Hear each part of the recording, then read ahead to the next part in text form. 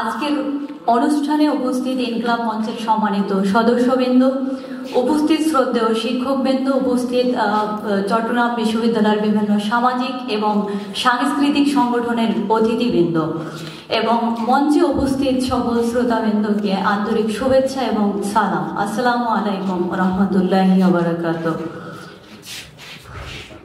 আমি তামান্না খান, শিক্ষার্থী, চট্টগ্রাম বিশ্ববিদ্যালয়।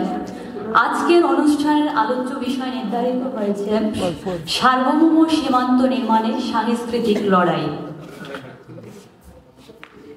প্রথমেই আমি ইনকলাব মঞ্চ সম্পর্কিত একটি কথা বলতে চাই।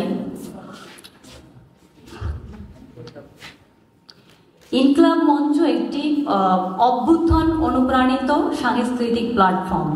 সমস্ত আধিপত্যবাদের বিরুদ্ধে দাঁড়িয়ে স্বাধীনতা, সার্বভৌমত্ব এবং ইনসাফ ভিত্তিক একটি রাষ্ট্র নির্মাণই আমাদের লক্ষ্য। সার্বভৌমত্ব কেবল একটি ভূখণ্ডের ভিতরে সীমাবদ্ধ নয়, এটি একটি জাতির আত্মপরিচয়, সংস্কৃতি এবং ঐতিহ্যের প্রতিফলন।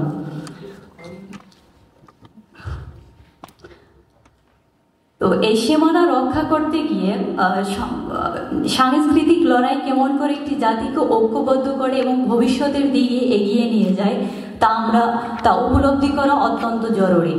আমি বিশ্বাস করি আজকের এই আলোচনার মাধ্যমে জাতীয় পরিচয়, গুরুত্ব এবং সাংস্কৃতিক লড়াইয়ের ভূমিকা নিয়ে নতুন উপলব্ধি, দৃষ্টিভঙ্গি আপনাদের তৈরি হবে।